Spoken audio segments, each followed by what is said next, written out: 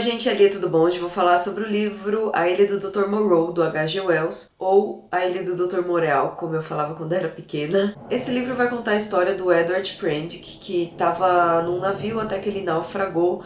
Ele ficou vários dias à deriva, até que ele foi resgatado por um outro navio, onde ele acabou conhecendo o Dr. Montgomery.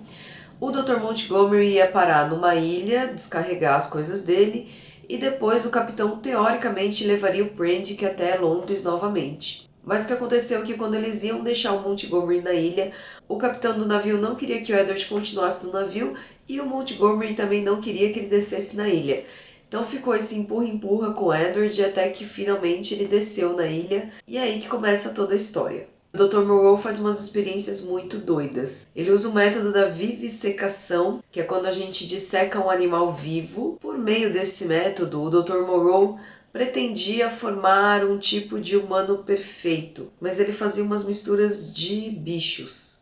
Por exemplo, javali com macaco, tigre com, sei lá, vaca. Apesar do livro ter esse nome da Ilha do Dr. Moreau, a gente pouco sabe sobre esse homem. O Dr. Moreau, ele aparece esporadicamente, ele tá sempre muito ocupado. E sempre da sala onde ele tá, a gente ouve uns gritos. Quando o Edward chega nessa ilha, então ele começa a ouvir os gritos, os berros de uma onça dentro da sala de cirurgia do Dr. Moreau, digamos assim. Quando a gente começa a ler o relato do Edward sobre as impressões dele, de quando ele chegou, de quando ele viu um bicho meio misturado, que ele não conseguia distinguir se era homem, se era bicho, a gente começa a ver que ele é muito desesperado, dá uma irritação, assim, porque toda hora ele grita, toda hora ele quer saber o que são essas coisas, mas ele nunca entra numa conversa, ele não reage bem. Não que eu acho que eu reagiria muito bem, mas é um saco ver um cara gritando toda hora, e mesmo quando alguém quer tentar explicar, ele grita, e aí, enfim.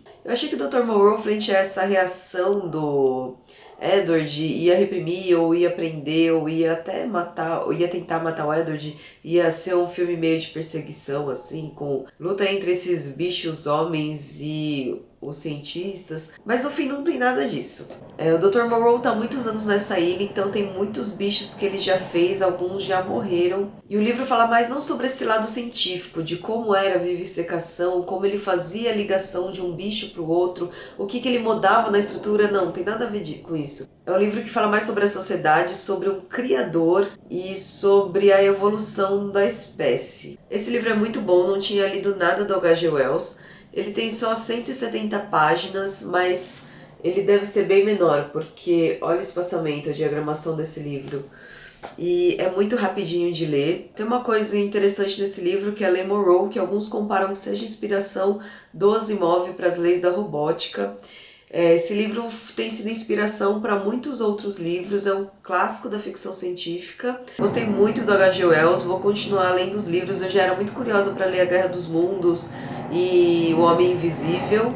3 filmes foram feitos baseados neste livro. O primeiro foi em 1932, chamado The Island of the Lost Souls, que foi dirigido por Earl C. Kenton, não conheço. O segundo foi feito em 77 e foi chamado também Ilha do Dr. Moreau, e eu cheguei a assistir algumas vezes na sessão da tarde, quando era bem pequenininha, e foi dirigido pelo Don Taylor. E o terceiro foi feito em 1996, dirigido pelo Richard Stanley e John Frankenheimer, e foi o pior de todos.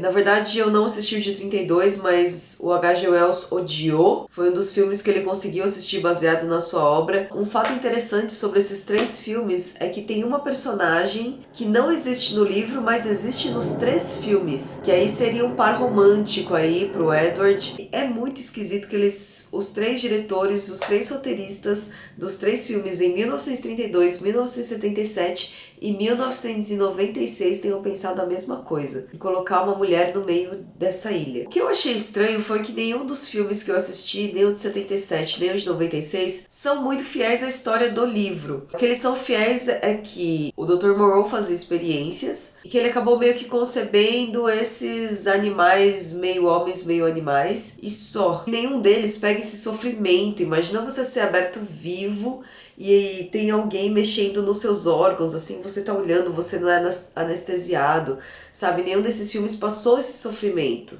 E aí, sem eles passarem esse sofrimento, a gente não entende como que o Dr. Moreau consegue segurar essas feras. No filme de 96 eles têm umas coleiras elétricas e tal, e é por isso que eles têm medo do doutor. Mas no de 77 não tem isso. Então por que 60 pessoas muito mais fortes do que 2 humanos não se rebelariam? Sabe, é isso que acaba se perdendo. Aí parece que o livro tem uma história fraca. Se vocês quiserem assistir algum filme sobre esse livro, eu sugiro que assistam o de 77, mesmo que ele não seja fiel à história do livro, que o de 96 é muito bizarro. Assim, eu gosto de figuras bizarras no meio de um filme, mas, putz, ficou muita viagem. O Dr. Montgomery virou um cara relaxado, chato, folgado. O Dr. Moreau, que era uma pessoa culta, centrada, mesmo que seja centrado na loucura dele, ele era um cara super educado e tal. Então é isso, gente. Espero que vocês tenham gostado. Se inscreva no meu canal e até o próximo vídeo.